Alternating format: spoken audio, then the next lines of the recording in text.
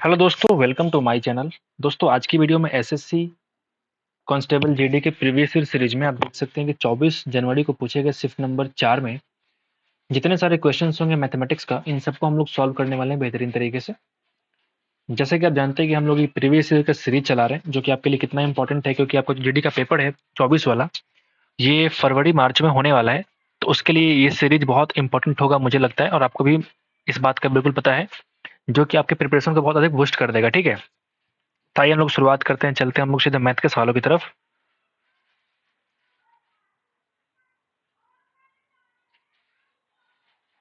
आप देख सकते हैं कि यहाँ से मैथ का सवाल शुरू होता है। पहला सवाल क्या बोलता है कि दुकानदार है जो किसी वस्तु के अंकित मूल्य पर 12% की छूट देता है।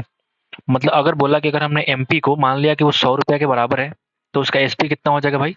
12% डिस्काउंट के बाद यानी कि 88 रुपये इसका एसपी बनेगा। तो आपसे कह रहा है कि इसी विक्रय मूल्य की कीमत कितनी है, तो आप बोलेंगे 13,200 रुपया। तो अंकित मूल्य क्या है? तो 13,200, ये 88 का वैल्यू है, आपको निकालना है 100 की वैल्यू, यानी कि एमपी आपको फाइंड आउट करनी है। आओ जरा सॉल्व कर ले। तो आप देखेंगे ये कट जाएगा 4 4, 44 से कट जाएगा 2 बार में, ये 44 से कट जाएगा भाई 3 बार में, ये 2 से आप काट सकते हैं, पूरा आप काट सकते हैं 150 बार में, यानी कि 150 गुणा 100 यानी कि 15,000 रुपये इसका मार्क प्राइस आपको देखने को मिल रहा है। पहला सवाल बहुत ही आसान सवाल आपको देखने को मिला है।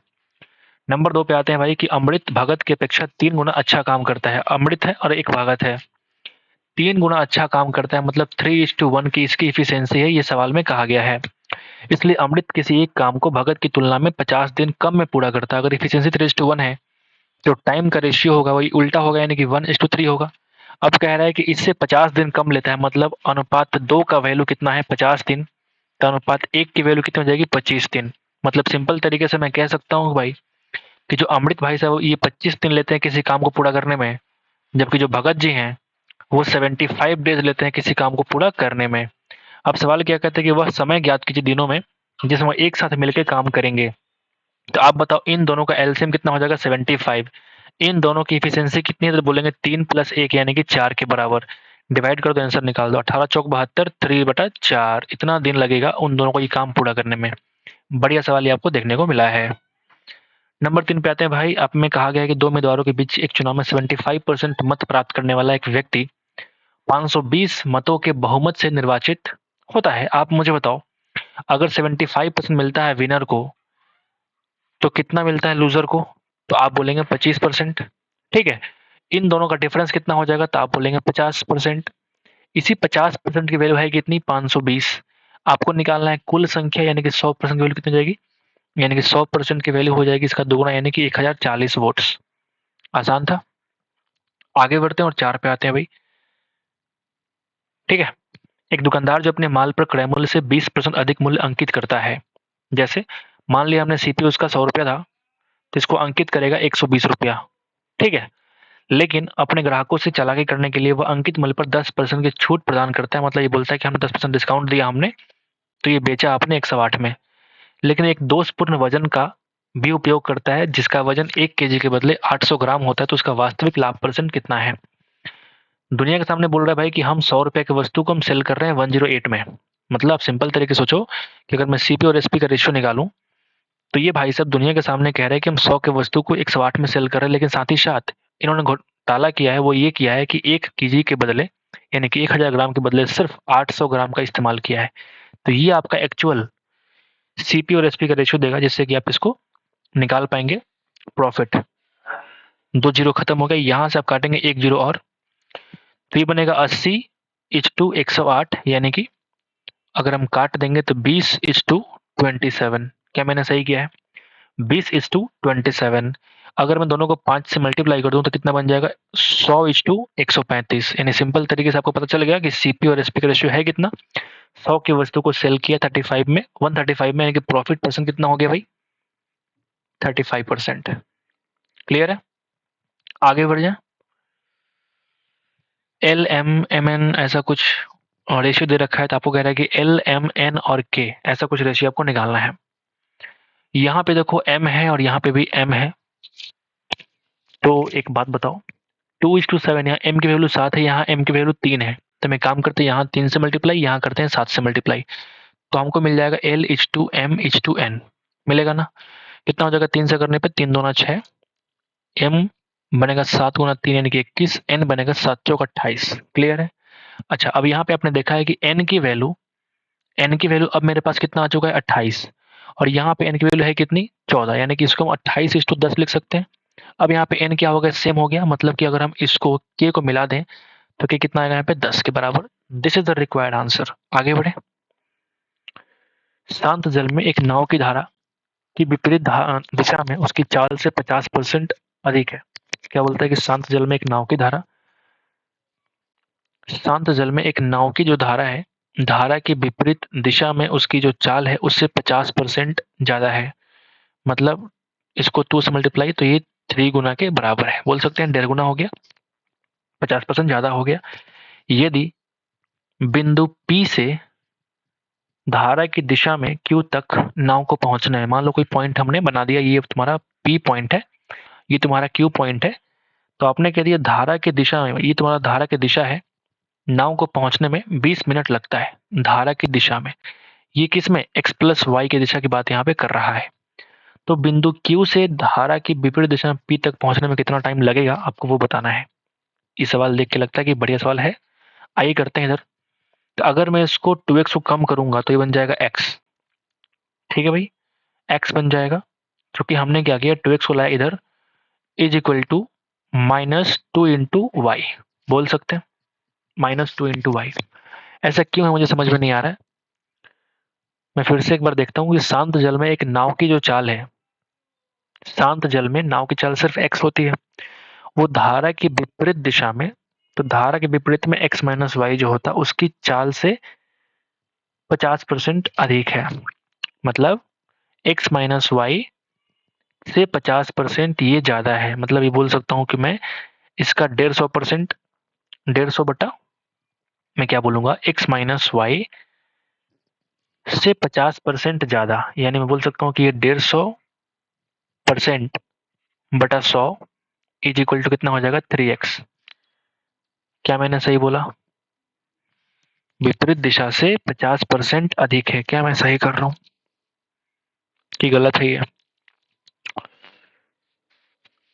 तो अगर मैं ऐसा करूंगा तो कितना हो जाएगा, ये बन जाएगा 3, ये बन जाएगा 2, ये 3x क्यों यहाँ पे लिख रहा हूँ मैं, यानी कि x 3x minus 3y is equal to 2x, यानी कि x की वैल्यू आ चुकी है 3y के बराबर। अच्छा मैंने यहाँ मिस्टेक करा है, यहाँ 2 इधर होगा और x हमारा इधर होने वाला है, मतलब ठीक है, समझ गए बात को। यहाँ पे क्या बनेगा आपका 3 और यहाँ बनेगा आपका 2।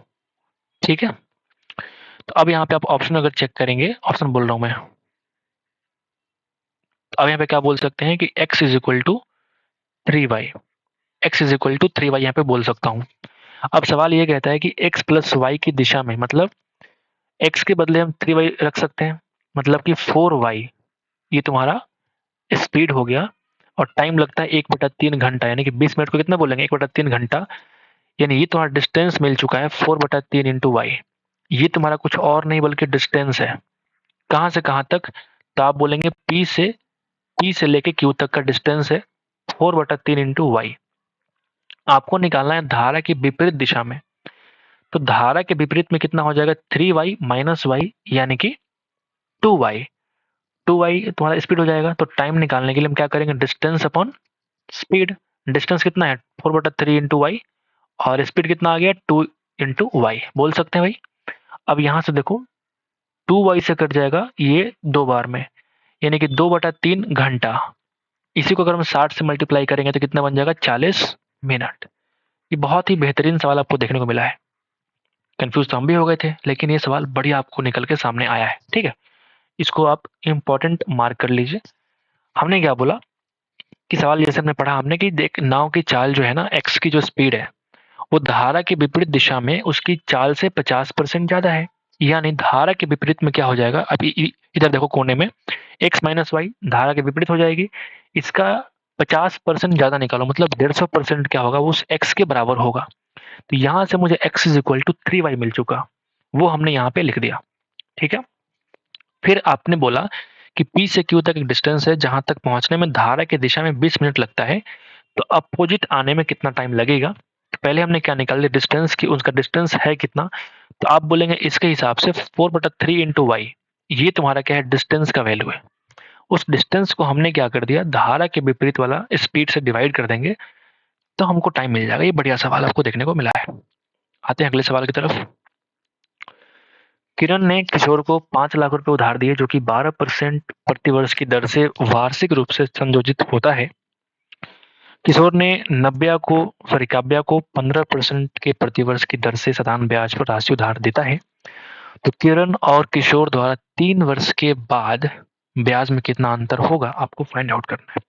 ठीक है, अब मुझे एक बात बताओ, ये इसको दिया 12% पे और फिर वो बंदा लेकर किशोर ने वापस काव्या को 15% दे दिया, लेकिन फर्क ये है कि 12% जो है ये 3 साल के लिए जो दिया है ये सिर्फ कंपाउंड इंटरेस्ट पे दिया है, ये कंपाउंडिंग का खेल चलेगा यहाँ पे। लेकिन जो 15% वाला बंदा है ना, ये बोलता है कि नहीं ठीक है, हम रेट अगर एक्स्ट्रा ले रहे हैं तो कहीं ना कहीं हम कंपाउंडिंग नहीं लेंगे बल्कि सिंपल इंटरेस्ट की बात यहाँ पे कर रहा है। अब इन दोनों केस में जो इंटरेस्ट बनेगा उन इंटरेस्ट का जो अंतर है वो आपको फाइंड आउट करना है। क्या बात है, बहुत बढ़िया। ठीक है, तो अगर हम देखें यहाँ पे 15% वाले केस में अगर देखेंगे तो 15 या 45% लग जाएगा इंटरेस्ट, सिंपल इंटरेस्ट में कोई दिक्कत नहीं। यहाँ माथापच्ची होगी 12%, 12%, 12%, समझ रहे बात। तो यहाँ देखो क्या बोलेंगे 12%, 12%, 12%, तो फास्टली कर सकते हैं। फास्टली करके दिखाऊं कैसे करते हैं, सीखना। 3 साल के लिए अगर मुझे निकालना हो कंपाउंड इंटरेस्ट हम कैसे फास्टली निकालते हैं, देखना कैसे करते हैं। 12 का क्यूब करो, कितना बनेगा 12 का क्यूब यानी कि 1728 होता है जहां तक मुझे याद है, 1728। ठीक है, तो अंतिम 2 डिजिट आपको यहाँ पे लिखना है। ठीक है भाई, ओके। फिर 12 का स्क्वायर करो यानी कि 144, उसको 3 गुना करो यानी कि 14 42, 4 12 की 432। उस 432 में इस कैरी को आप जोड़ दो, 17 को जोड़ा हमने, कितना बन गया 449। अब इस 2 को यहाँ पे लिखो 49, यहाँ लगा दो पॉइंट, अभी कैरी क्या बच गया 4। अब 12 36 और 4 यानी कि 40। समझ गए बात। इतना आपको इंटरेस्ट पेड करना पड़ेगा 3 साल में, यही हमने फटाफट तरीके से निकाला है। ठीक है, अब आपसे कह रहा है कि इन दोनों का डिफरेंस कितना होगा, तो आप खुद ही बताओ। 40.4928% और 10% के बीच का जो फर्क है इसको मैं लगभग मान सकता हूँ कि ये 4928 लगभग जो है 40.5% है, ऑलमोस्ट ऑलमोस्ट, यानी कि इन दोनों का डिफरेंस कितना हो जाएगा 4.5%। समझ गए बात, 4.5%। हमने जो है थोड़ा सा एक्स्ट्रा इंटरेस्ट लिया है। समझ गए बात, आप देख रहे हैं कि ये 4928 है, तो हमने थोड़ा सा एक्स्ट्रा लिया है, तो जो हमारा इंटरेस्ट का गैप आएगा 4.5%, ठीक है, उससे थोड़ा सा ज्यादा मुझे क्या करना पड़ेगा, इंटरेस्ट एक्चुअल में इंटरेस्ट होगा। समझ रहे बात, यानी 5 लाख का अगर मैं निकालूं, 5 लाख का 4.5%, तो 500,000 इंटू 4.5 का मतलब हो गया 9/2%, तो 9/200, ऐसा कर सकते हैं। अब यहां से 2 जीरो कट गया, 2 जीरो से 2 से अगर मैं काटूंगा तो बन जाएगा 2500, तो 2500 गुणा 9 ये होता है 22,500, और हमने क्या बोला कि 4.5% से थोड़ा सा ज्यादा होगा, तो 22,500 में थोड़ा सा ज्यादा कितना हो जाएगा 22,536। बाकी ऑप्शन देखो, ये 24,000, 25,000, 26,000, ये एक्स्ट्रा बहुत ज्यादा वैल्यू है ये। तो मैं इस तरीके से ये हमने पॉइंट के 4928 से बचने के लिए हमने क्या कर दिया अप्रोक्सीमेशन, और अप्रोक्सीमेशन करके हमने फिर से आंसर निकाल लिया, और हमने देखा था अच्छा थोड़ा हमने कम वैल्यू लिया था, मतलब थोड़ा वैल्यू ज्यादा इसका एक्चुअल में आंसर होगा। समझ गए बात, आप इस तरीके से निकाल सकते हैं। और भी तरीके इसके हैं, और भी तरीके हैं, मैं क्या करूंगा बताओ, मैं दिखाता हूँ आपको वो तरीका कौन सा है, ये देखना मैं करके दिखाता हूँ, बेहतरीन मजेदार, टाइम लगने दो कोई बात नहीं है। ठीक है, ये आपको पता चलेगा कि भाई ये वाला तुम्हारा कितना है 45% है। ये तरीका कौन सा है, सेकेंड मेथड है। ये सेकेंड मेथड आपका देखते हैं हम लोग।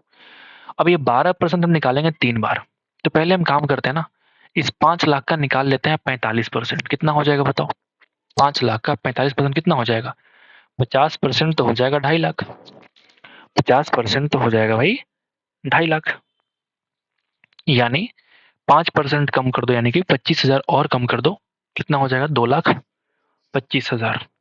सही है, ये जो इंटरेस्ट बनेगा ये 2 lakh, sorry sorry sorry mistake हो गया मेरे से, 2 लाख कहाँ से हुआ? अरे हाँ सही तो है, सही तो है। 45% कितना हो जाएगा? 2,25,000। यहाँ तक ठीक है। अब मैं देखता हूँ कि इसका कितना इंटरेस्ट बनेगा, तब जरा देखना। 12%, 12%, 12%। सेकेंड ईयर में इस ब्याज का ब्याज लगेगा, मतलब 12 का 12%। पहले हम निकालते हैं, देखना। तो 12% कितना हो जाएगा 5 लाख का? तो आप बोलेंगे 50,000 और 10,000 यानी कि 60,000। 60 यहाँ भी, 60 यहाँ भी, और 60 तुम्हारा यहाँ भी। ठीक है। तो सेकेंड ईयर में क्या हो जाएगा? सेकेंड ईयर में इसका इंटरेस्ट का इंटरेस्ट लगेगा, मतलब इंटरेस्ट का इंटरेस्ट। 60,000 का 12% निकालो तो 12 छक 72 यानी कि 7200। ठीक है। अब यहाँ पे देखो, फिर यहाँ पे इसका इंटरेस्ट का इंटरेस्ट 7200, फिर इस इंटरेस्ट का इंटरेस्ट 7200, और इस 7200 का निकालो 12%। इस 7200 का निकालो 7200 इंटू 12%। कितना हो जाएगा? 72 गुणा 12 यानी कि 720 प्लस 144, 864। 864 रुपया और यहाँ पे इंटरेस्ट लगेगा। अब सबको अब जोड़ दो, कंफ्यूज मत हुई, इरिटेट मत होना है कि हाँ भाई सर क्या बता रहे हैं। ठीक है, ये तरीके हैं सॉल्व करने के फटाफट। मैं धीरे धीरे बता रहा हूँ इसलिए आपको टाइम लग रहा है। मैं फास्टली कर सकता हूँ, दिमाग में कर सकता हूँ बहुत सारी चीजें। ये देखो, 60,000 गुणा 3 यानी कि 1,80,000। फिर देखो 7200 गुणा 3 यानी कि 21,600, यानी कि 21,600 हो गया, यानी कि 1,80,000 और 20,000, 2,01,600, 2,01,600 और 800, 2,01,000, ऐसा है ना? 2,01,600 और प्लस यहाँ देखो 864 और, यानी कि क्या बोल सकते हैं? 16,824 यानी कि 2,24,64। ठीक है, समझ में आ रही है? अब इतना तुमको इंटरेस्ट देना पड़ेगा कंपाउंडिंग वाले खेल में। मतलब यहाँ पे अगर आप इंटरेस्ट देखेंगे, इसमें यहाँ पे कंपाउंडिंग वाले खेल में तो 202464। अब ये तुम्हारा हमने एक्चुअल इंटरेस्ट निकाल दिया। इसके पहले जो हम निकाले थे फर्स्ट मेथड में वो था अप्रोक्सीमेशन। यहाँ पे हमने निकाल दिया एक्चुअल तुम्हारा इंटरेस्ट, निकाल दिया हमने एक्चुअल इंटरेस्ट। अब आपसे पूछ रहा है कि इन दोनों का डिफरेंस चेक करो। अब तुम डिफरेंस निकालोगे ना तो ये ऑटोमेटिक मेरे भाई आप चेक करना 22,536 आपको देखने को मिलेगा। आप करके देखो इतना रुपया आपका क्या है, दोनों का डिफरेंस है। तो ये तरीका जो हो गया बिल्कुल अप्रोक्सीमेट ना निकाल के हमने एक्यूरेट इसका वैल्यू निकाला। तो थोड़ा टाइम ज़्यादा लगा, हमने अप्रोक्सीमेशन किया, फटाफट हो गया था। लेकिन सीखने को बहुत कुछ मिला आपको इस सवाल से, अगर आपने ध्यान दिया हो तो। आगे बढ़ते हैं और 8 पे चलते हैं। 7 छात्र हैं, सबका अंक है, आपको निकालना एवरेज। सबको जोड़ के 7 से डिवाइड करो, टाइम वेस्ट नहीं करता। यदि एक प्राकृत संख्या को 4, 5, 6 से विभाजित करने पे प्रत्येक स्थिति में 6 शेषफल बचता है। ठीक है, तो 3 अंकों की सबसे छोटी प्राकृत संख्या क्या होगी? ठीक है भाई, आपसे कह रहा है कि 4, 5, 6 से डिवाइड करने पर प्रत्येक स्थिति में 3 शेषफल बचता है। मतलब मैं क्या करूंगा, 4, 5, 6 का पहले मैं निकाल दूंगा एलसीएम। ठीक है, कितना आ जाएगा? 30। 30 आएगा क्या? अगर मैं 4, 5 की बात करूँ 20 हो जाएगा। 20 और 6 की बात करूँ, यहाँ पे 2 कॉमन निकालो यानी कि 10 और 3 यानी कि 30 गुना तो 60 आ जाएगा। एलसीएम कितना आ जाएगा? 60। आपसे कह रहा है कि 3 अंकों की सबसे छोटी संख्या निकालो। यानी ये अगर ये 2 अंकों का है तो हम कन्वर्ट करते हैं 3 अंकों में, यानी 60 को हम कन्वर्ट कर देंगे 120 में, 2 से गुना कर दिया। लेकिन आपसे कह रहा है कि 3 शेषफल भी बचे, यानी कि इसमें हम क्या कर देंगे, 3 जोड़ देंगे। अब 123 ऐसा संख्या है जिसमें अगर हम 4 से 5 से 6 से डिवाइड करेंगे तो हमेशा क्या बचेगा? 3 तुम्हारा शेषफल बचने वाला है। बच्चा वाला सवाल था वो। एक्स ने कुल 60 रुपया में 1 दर्जन पेंसिल और 200 रुपया में 20 कलम खरीदा है।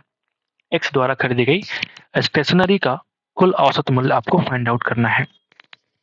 ठीक है, कुल एवरेज मूल्य आपको फाइंड आउट करना है। तो आपने बोला कि 60 रुपया में 1 दर्जन मतलब 12 पीस, 200 रुपया में 20 यानी कि 20 और 12 का मतलब होता है 32।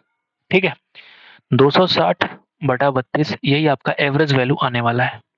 सॉल्व करो, आंसर निकालो। यानी हम बोल सकते हैं 4 से काटोगे क्या? हाँ बिल्कुल काट लेंगे 4 से, यानी कि 50 और 15 यानी कि 65। 4 से काटो, 4 छक 24, 4 पचे 20 बटा ये हो जाएगा 8। तो 8 अट्ठे 64.125। 8.125 रुपये क्या हो जाएगा, इसका एवरेज वैल्यू हो जाएगा।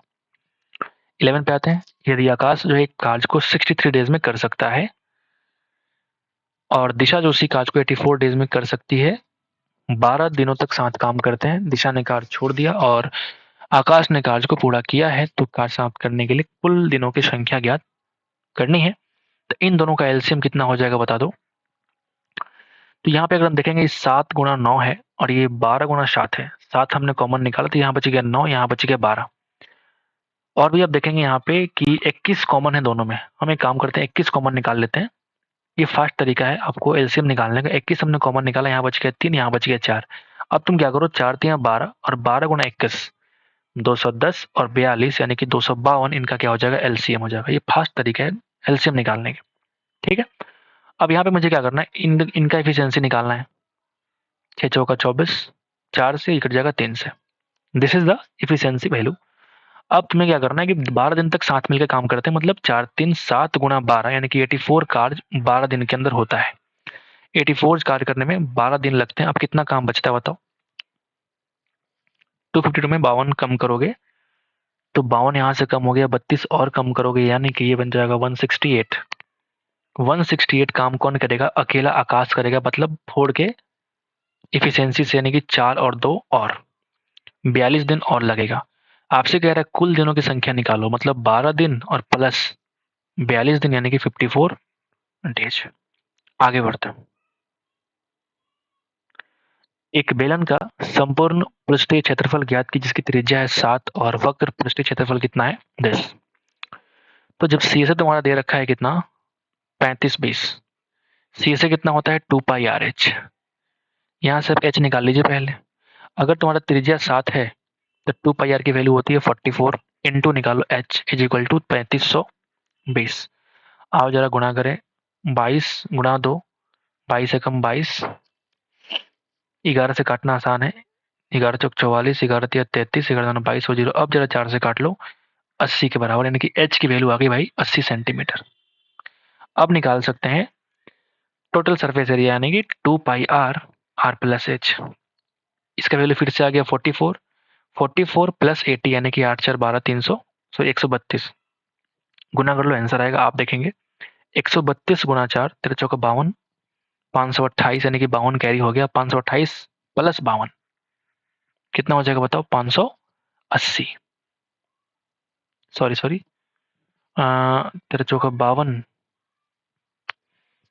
तेरह चौका 52, कुछ तो मिस्टेक है भाई, कुछ तो मिस्टेक है। 2 पाई आर आर प्लस एच। अच्छा, हमने इस आर की वैल्यू को 44 क्यों किया है, यहाँ पे 132 क्यों आएगा, नहीं आएगा ना, थोड़ा सा मिस्टेक बेवकूफ बना देता है। 7 प्लस 80 87 ना होगा, माई मिस्टेक। अब जरा देखो 87 इंटू 4, 8 चौका 32, 7 चौका 28 यानी कि 348 कैरी हो गया 34। फिर क्या बोलेंगे 348 प्लस दिस 382 यानी कि 3828 सेंटीमीटर स्क्वायर जो है वो क्या बन जाएगा आपका टोटल सरफेस एरिया। आगे बढ़ते 13 पे आते हैं। एक विक्रेता उसके पास स्थित 40% संतरे बेचता है और शेष का 10% फेंकता है। ठीक है, तो आपने बोला कि 40% संतरे ने बेच दिया तो बच गया 60%। तो 60% का 10% फेंका, मतलब मैं कह सकता हूँ कि 6% इसने क्या कर दिया, फेंक दिया। अगले दिन जो है वह शेष का 50% बेचता है। 6% फेंका, 40 बेचा, यानी कितना बचा हुआ है, 54% बचा हुआ है। 54% का आपने 50% बेचा, यानी कि 27% आपने बेच दिया। 27 बाकी है, मतलब 27 को फिर से आपने यहाँ फेंक दिया। 27% का आपने क्या कर दिया, फेंक दिया। एक यहाँ फेंका और एक यहाँ फेंका। क्या कह रहा है सवाल, विक्रेता अपने संतरे को कितने परसेंट फेंकता है, 27% और 6% यानी कि 33% फेंकता है। सवाल पढ़ते पढ़ते हम लोगों ने इसको सॉल्व कर दिया।